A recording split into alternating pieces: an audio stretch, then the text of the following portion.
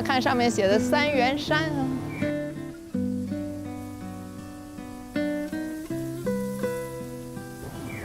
Mingyur Rinpoche 来日讲演，16号到17号是在。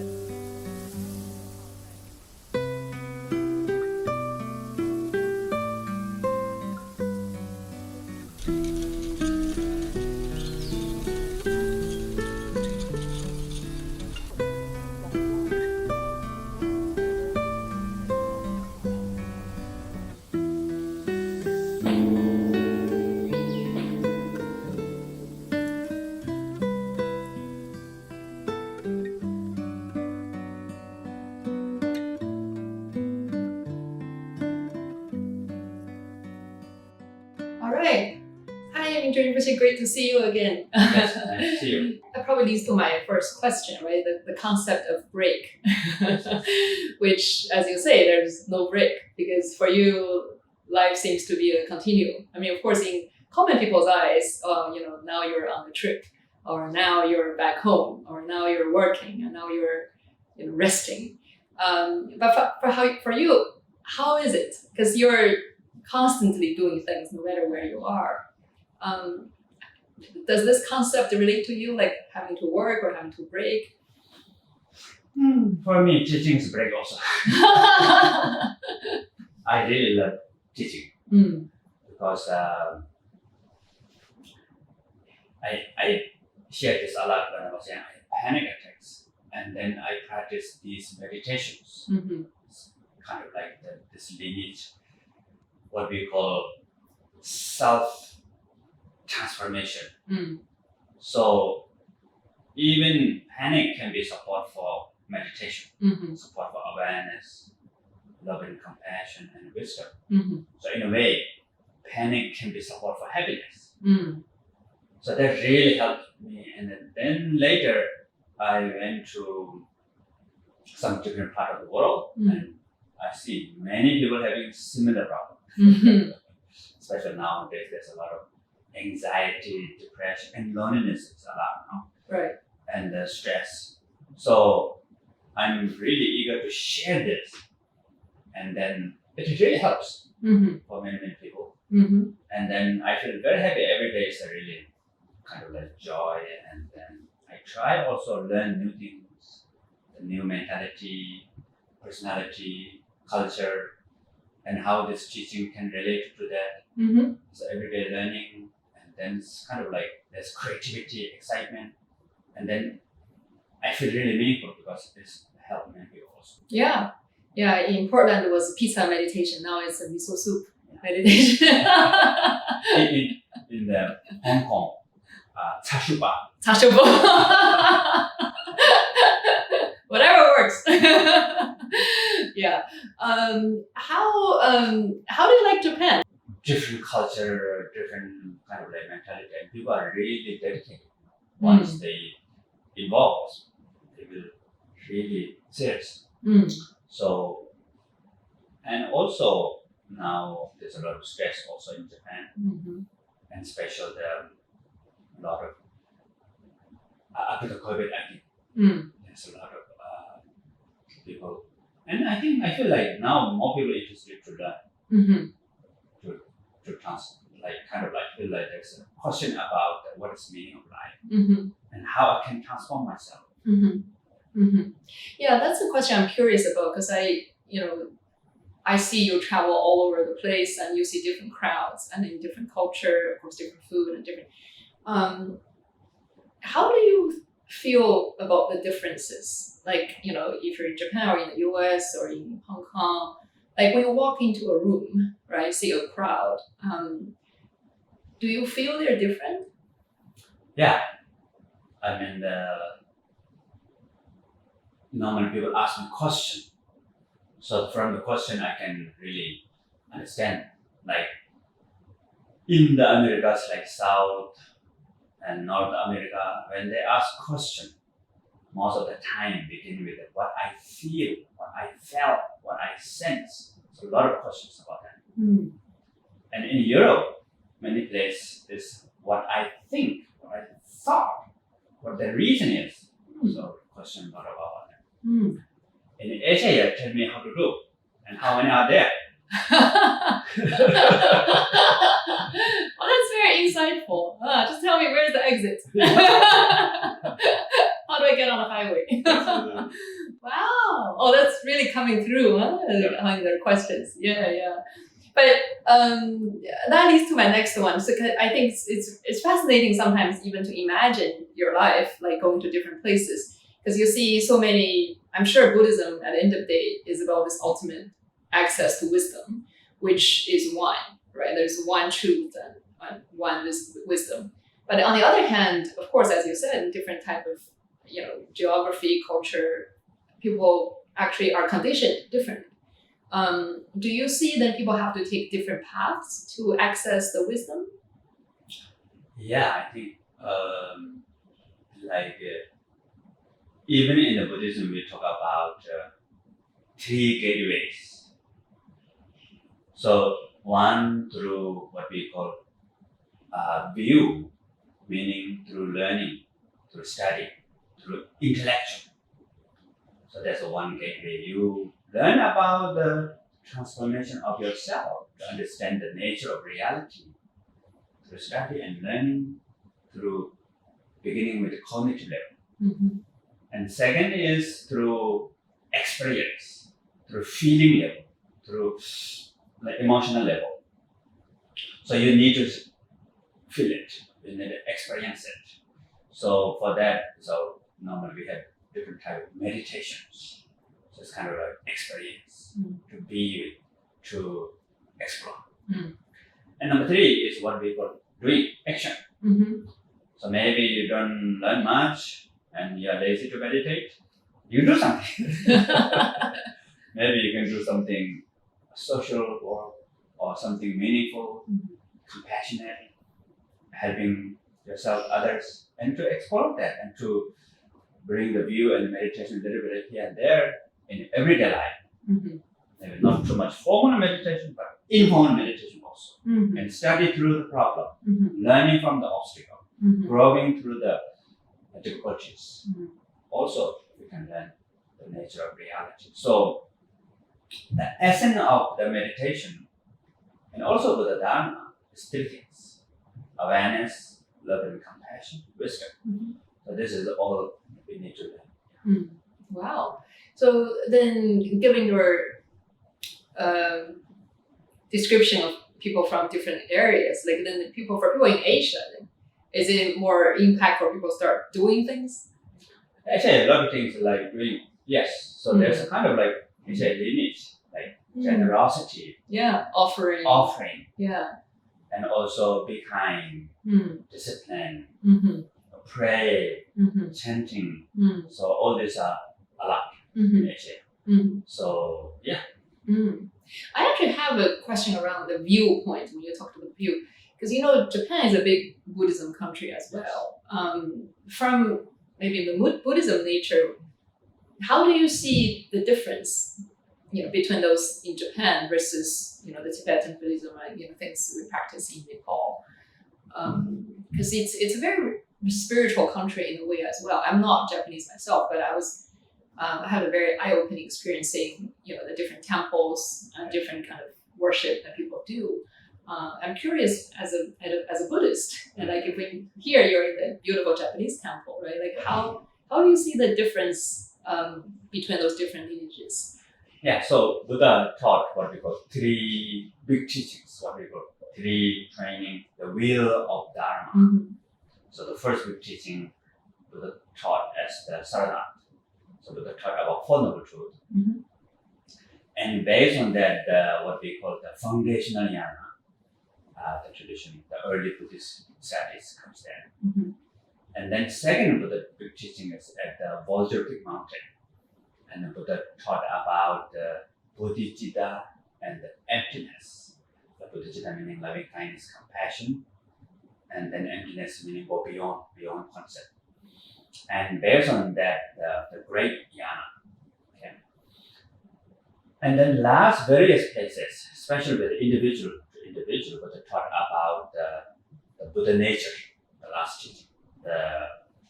Everybody has this innate goodness.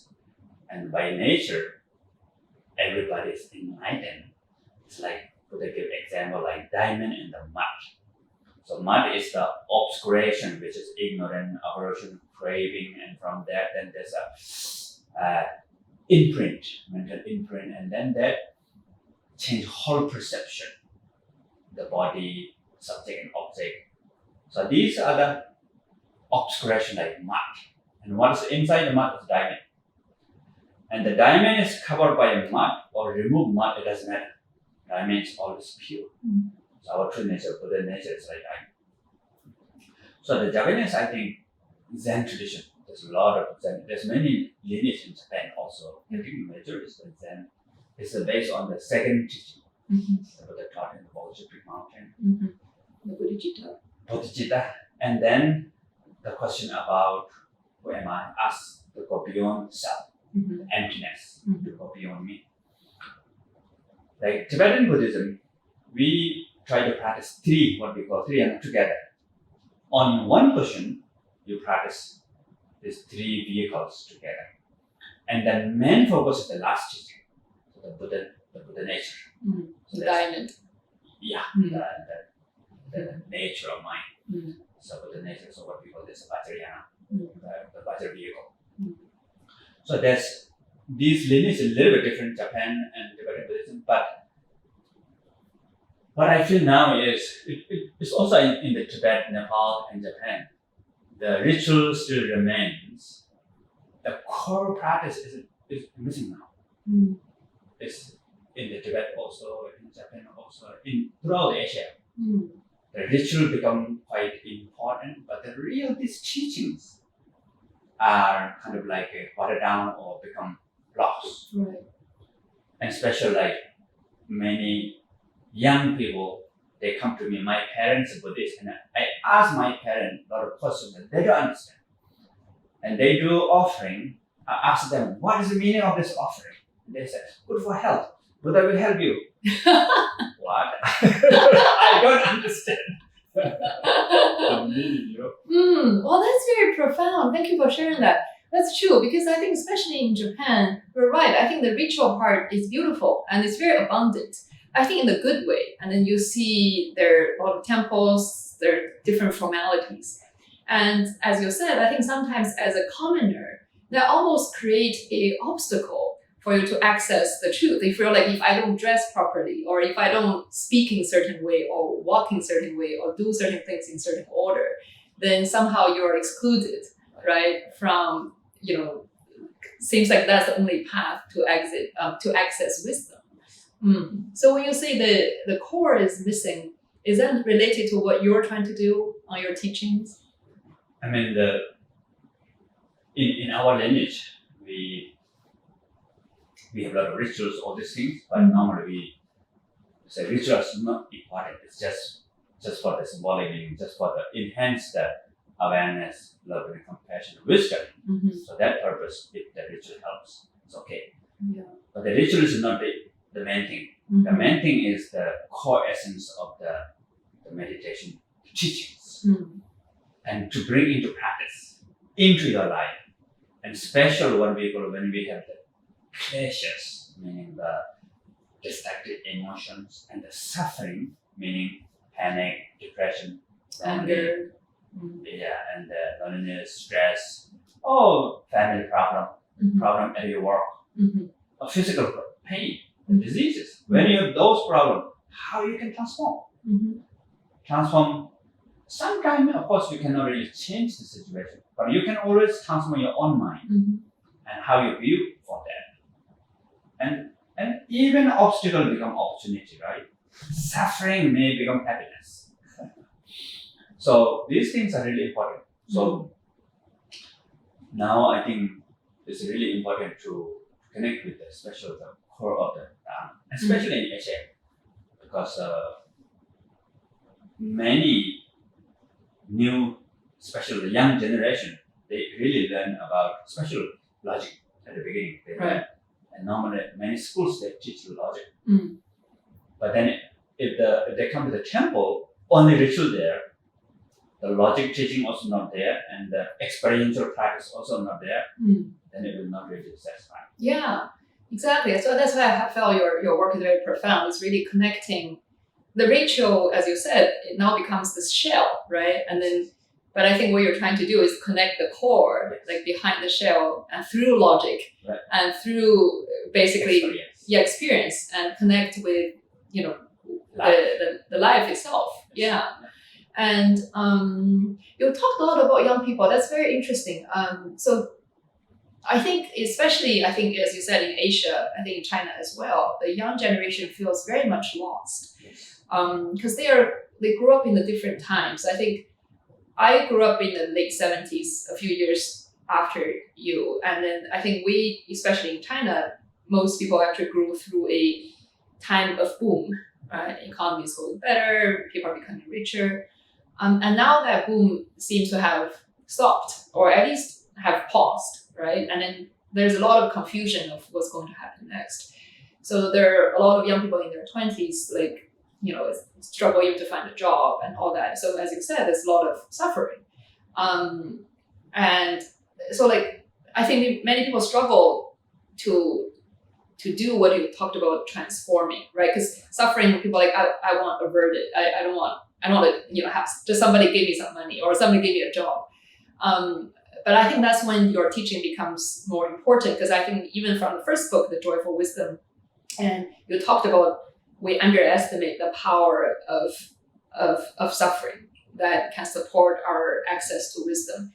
Can you say more on that, especially to young people who feel like their life is, lack of hope? Yeah, I think these teachings are really, really important for everybody, especially the normal we think that life is hollow. And especially at the beginning, we think, okay, if I become rich, the car, house, credit, account, 5C or something, somebody told me. That's right. So all this, then happy. But when you got it, normally, you will not be happy. You'll be happy for a little bit, 2 seconds. Two months. 2 months. That's pretty long already. There's a lot of research about in America. There's what is the happiness. So winning lottery, good for now only few months. You can win $80 million, but your happiness up for only 2-3 months. Then come to the baseline, or salary also, or promotion, or marriage, everything is like that. And they have a lot of study about the meditators who meditate, and through meditation, the baseline can change. Even you're not meditate, you become happier. The material things, 5C, only temporary. No matter how much you become famous, powerful, rich, happy a little bit, back to the baseline. So 30 years before, neuroscientists thought cannot change. The baseline cannot change. Or you're born with it. You're born with it. Yeah. So if you are a little bit anxious person, you'll stay no with hope. that. Right? Somebody who panic, no hope. If you're panic, you can change a little bit symptom of panic, but the panic cannot change no hope. So that's they believe in the 90s. But now they said it's out the window, meaning this idea is not true. Can change. And especially through meditation, through practice. It's awareness, love and compassion, wisdom can totally change. And baseline change, even you are not meditate, you become happier. So I think everybody looking for happiness, right? Young people, older people, everybody. But what is the real causes of happiness? To connect with your innate well-being, what we call if you learn more about your true nature, your innate quality, you will be more happy. And what is your innate quality? Awareness, love and compassion, wisdom. For example, the service level, we have egoistic mind, right? I have to win. Don't care about others. If we follow that, even looks like we become rich, even we make a lot of money, but then in the heart, it's empty. hollow. It's empty. Something missing. Something's not right. Insecurity. Always looking for stimulation, But then you can try to do social work. Maybe you can go somewhere and help others. If you really help others, then what you will feel, you will be really happy. You will feel from the deeper level, you feel like this is right. I did something good. Content, happy. Why? Because we are connecting with the more our deeper nature, the innate qualities. Something when we connect with awareness, watching. First time I learned meditation from my father when I was 9. It's breathing meditation. And my purpose, why I learned meditation, my purpose is I want to get rid of my panic attacks. And he teaches me breathing meditation, and I feel like stupid. I'm breathing every day. Why I have to know I'm breathing? To be aware of you breathing. Tomorrow again, breathing. Next day again. How that can help me to be happy? But actually, it really works. So watching this boring breathing is better than winning lottery. Because you elevated your baseline. No, it's connecting your innate quality. Yes, also. Because, yes, you're right. Yeah. Because it's connecting with your innate quality, awareness. Yeah. Then it will elevate the baseline. The baseline. Yeah. And same with the wisdom also. So, yeah, these are the really, as you said, core teaching. And also there's in Japan, also there's a lot of good teachers, that Zen teachers, really good lineage also there. But I think the problem is somehow the common people, they don't know, some they not look for that. I think in China also there's a lot of great Zen meditators and also different lineages. Must be there. But I think need to look for those great teachers, great lineage to learn. Yeah. So go back to the question. I think what you're basically saying is that when we are in touch with our innate nature, innate well-being, and that connects with our inner strength, that gave us a different perspective in looking at the so-called sufferings in life, right? The lack of money, because as you said, because we have this assumption that happiness comes from possession. Yes. But it's just assumption. Yeah. In reality, it's not, because possession does give you some happiness, but it's very short. Yes. So it's really around working with our, connecting with our inside and innate nature. I think that's the nature of what you're teaching here in Japan about I really like the title called Anytime, Anywhere meditation. Can you say a bit more for people who couldn't attend the lecture? Why do you coin that, like the theme for that? Yeah. So in Dargah, my organization called Dargah Meditation Community, we have this 8 paths. So first 3 levels. Yeah. So living 1, 2, 3. Yeah. In Chinese, what we call 开心禅. 开心禅, yes. So level 1 is about awareness, level 2 is about love and compassion, level 3 is about wisdom. So this is everybody can practice. Your Buddhist, not Buddhist, religion, religious, not religious, doesn't matter. Then we have 5 steps after that is path of liberation. So that is the practice about how to recognize your true nature, the Buddha nature of people, enlightened mind. The awareness, compassion, wisdom are one, unity. That's your fundamental quality of your own mind. So how to recognize that and practice. So that's the next levels. So we've been doing that since 2010. But now what we feel is even the job living is difficult for new one. And especially people are very busy. And lazy also. Busy and lazy. At the same time, we're full of contradictions.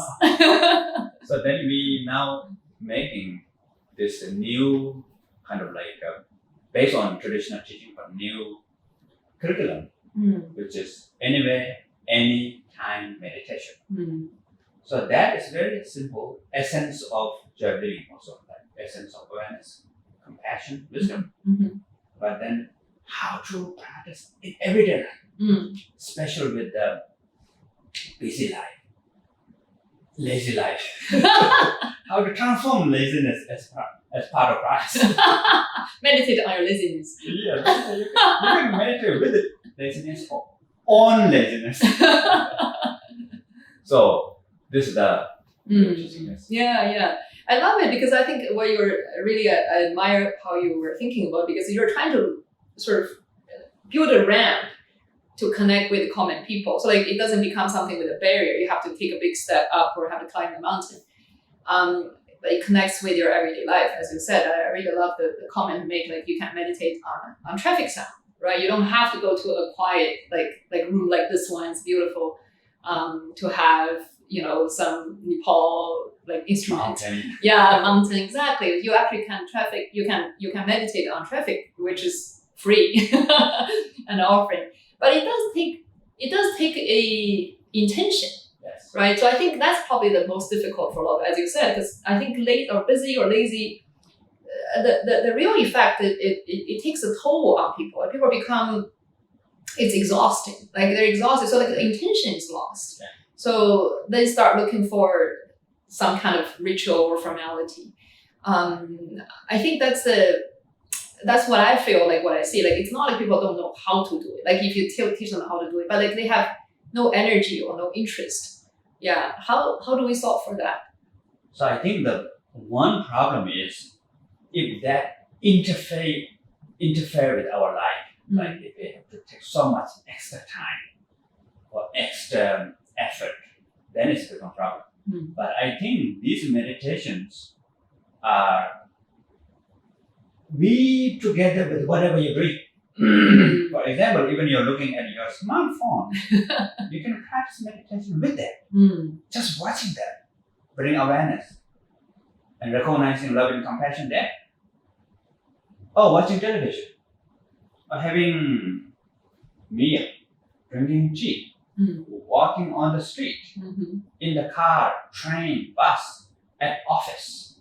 Especially when you're doing very difficult tasks. A project, and then there's strategy, and then you have to think.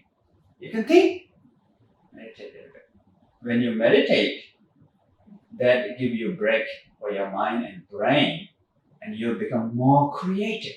The idea becomes more clear, so it helps your work. But then you work too much, also tired. Break. And that few seconds, normally if you watch your breath, half breath also, quarter breath is also okay. Even that few seconds, it helps meditation and your mind and your brain. And it helps the work. So win-win situation. If I combine this with what you said earlier, is that we should, as a common person, we should try to develop a habit of meditation, like breathing or something that connects with our inner nature and elevate our baseline. And then you have a habit of, as you said, whatever you do, like very mundane things you do, like you flip your phone, you watch TV, you do your work or you eat. Having that awareness, even a few seconds, and saying that, okay, although I'm just working on the PowerPoint, but I can watch myself do this, right? So that's basically the awareness sense. Yeah. So there's a step-by-step practice of meditation. Each meditation you can apply, you can practice everywhere and anytime. Each meditation. So first step, like breathing or sound, or mental recitation. Yeah. So if you're working at PowerPoint, you watch your breath maybe half, And then walk again and watch your breath. So this is the first step of meditation. Then slowly we come inside into ourselves. First is the body. Feel the body, the gravity, relaxed muscles, and warm, cold, those sensations. And you can feel this time to time while you're doing PowerPoint. Feel the sensation in the body. And then slowly we watch thought and emotion awareness. In the end, I use my panic attacks as support for my meditation. So when you watch panic, actually you're out of panic. So what we call, when you see the mountain, you are out of mountain. In the Tibet, we have very famous saying that if you want to see this mountain, go to the other side of the mountain. Otherwise, you cannot see. Or another example is when we see the river, you are out of river. So the awareness helps that you come out. So awareness becomes bigger. And the panic is object of awareness. There are two things there. And not only that, panic becomes support for now meditation. Just like breath. When we watch the breath becomes support for meditation. Now panic becomes support for meditation. Then slowly, you can practice with anything. So everywhere, anytime, first. Number 3, anything. and then this is the awareness meditation. Then in the end, what we call open awareness. So we let go of object. So our mind is like lamp, not normally flame. Illuminate itself. So mind has quality of illuminating, lucidity, clarity, sublime quality of the mind. So sometimes what we call like sky and cloud. The fundamental quality of the mind is like sky. Above the cloud. Yeah, and then this panic and the depression, all this like cloud. Or maybe typhoon. Very strong typhoon. Yeah. But this typhoon cannot change the sky. No matter how strong it is, it will not change the sky. So all these pleasures, even anger, jealousy, desire, panic, depression, loneliness, it will not change the natural quality of the mind, the luminous quality of the mind. So mind is always pure and beyond suffering. Yeah.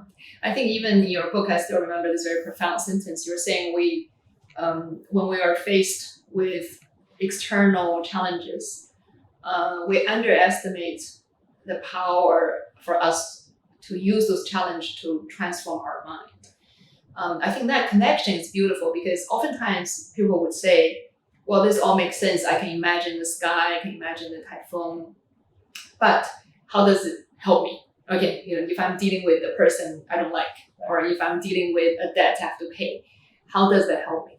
But I think that's exactly what your book is trying to say. But I think you said so much more beautifully than I did. So I want to pose that question to you again, saying, okay, wonderful. I understand. I can do breathing. I can understand the concept of being the sky and the typhoon underworld. But how does that work help me address my external challenges in life? Yeah.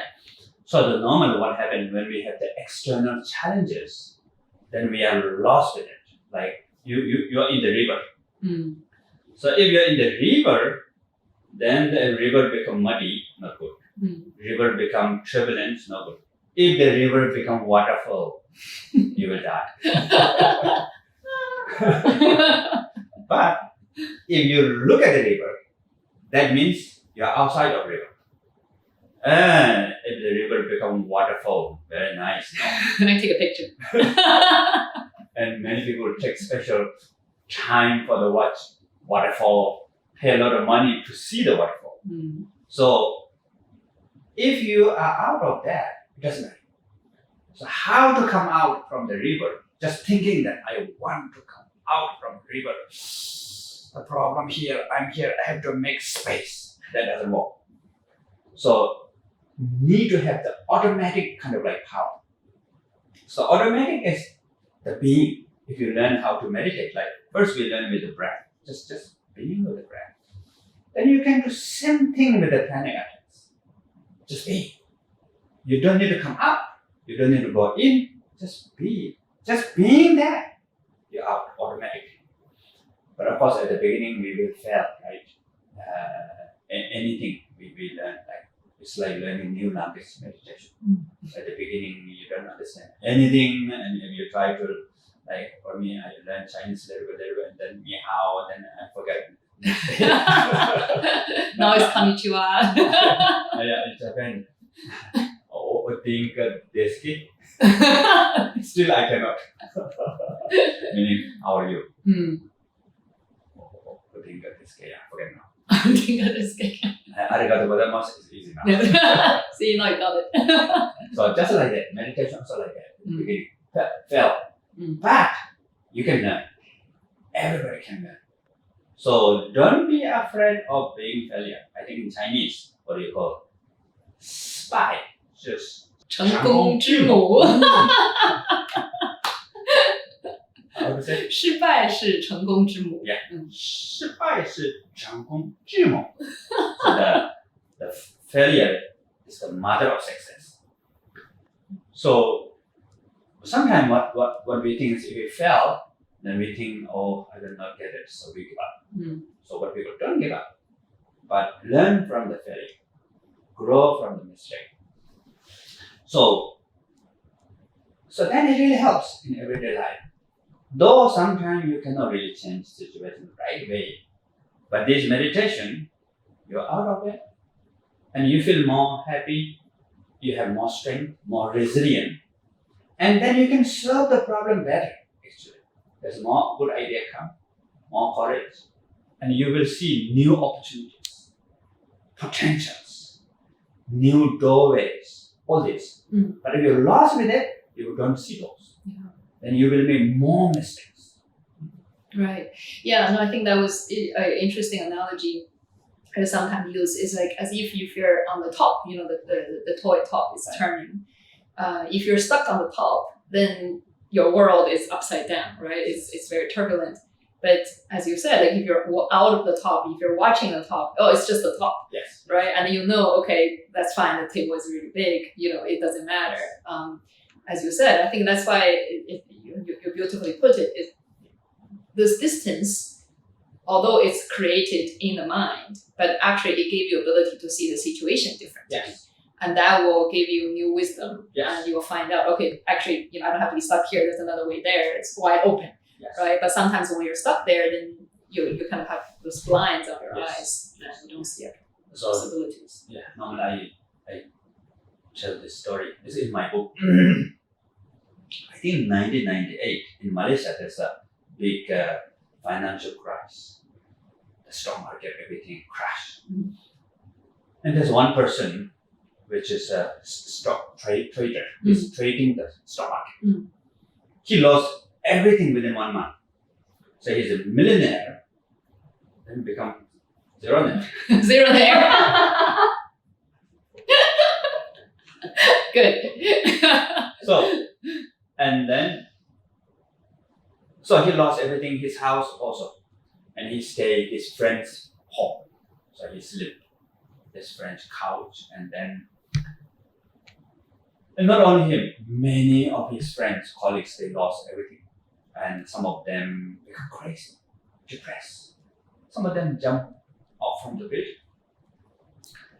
But he's quite okay, you know, he's laughing and cooking for his friend. And many friends come back, he make dishes and smile. And many people ask him, you lost everything. Why are you still quite happy? And he is making joke. Everything's impermanent. Everything changed. I got all this money from the stock market. Now they're all gone. Go back to the stock market. He's making joke, you know. Right. Oh, that's the life. But then he's not become crazy, you know, not felt depressed. But then he tried to do something different things. He's tried to step from zero. And now he's become millionaire again. Again. The stock market returned his money. Until now. It's impermanent. Who knows? But if he felt depression and give up or become crazy, then he cannot do that. Mm-hmm. So that's the really strength, the inner kind of like capacity. Yeah. I think that lands very well on the three ignorances, right? One is we think things are permanent. Yes. It's impermanent. And I think the other one is we think things are singularity, but it should be multipolarity. Yeah. What's the third one? Independent. Independent. Yeah. We think things are independent, but actually things are much more dependent. So that's normally when we feel some difficult, when we feel depressed, when we feel sad, or problem with work or family, like when I was young, I have panic attacks. So I think like It's me just and me. panic one. Yeah. It's almost like this is part of me. Mm. So singularity. Mm.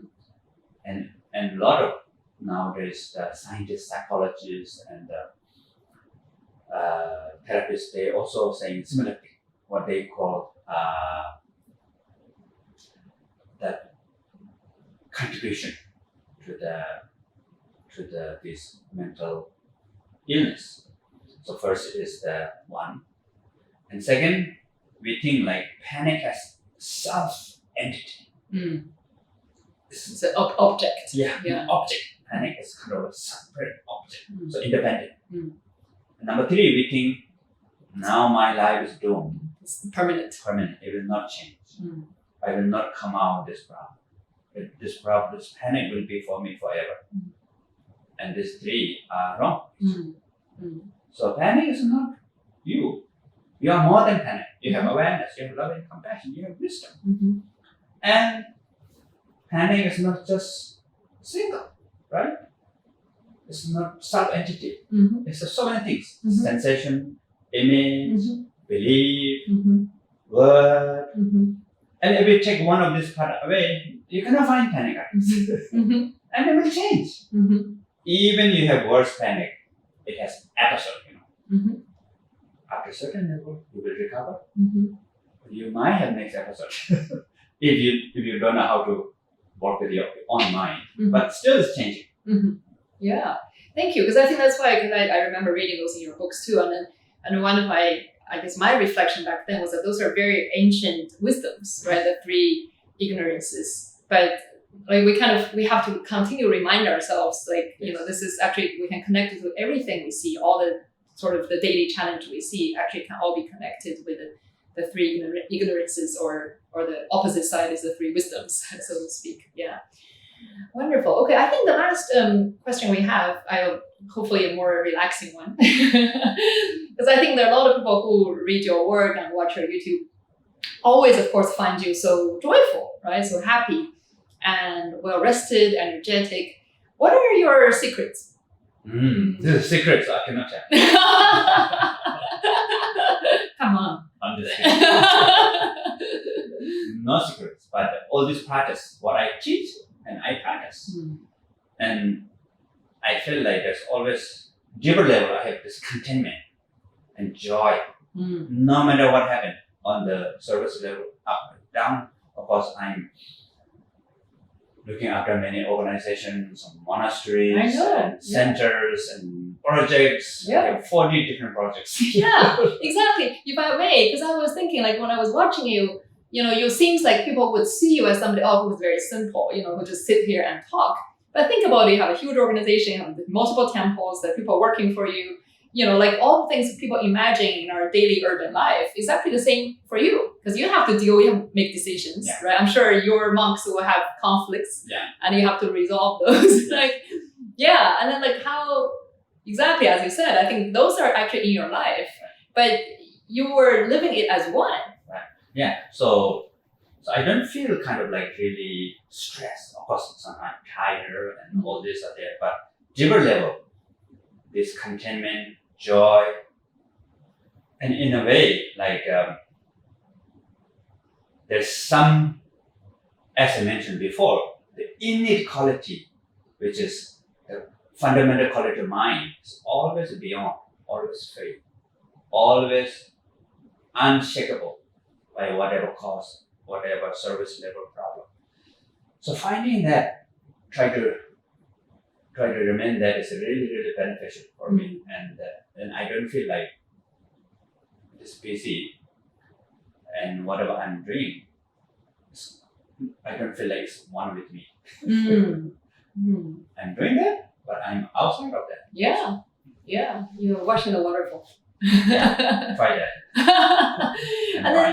And then do you work out? Do you run or Yeah, sometimes I do hike mountain. You go hike on the mountain. Yes. Oh, okay. But for example, now if you're in Japan, you're staying in the hotel, you have to walk here. I mean, I think you're sharing a very similar life. No, not much Mm. time to do all this, but I went to my hometown beginning of this year for 8 days. walk for 8 days Wow. Okay. in the Himalaya mountain. Wow. The short episode of your wandering retreat. All right. Thank you so much. Thank you for your wisdom, for sharing. Welcome. All right.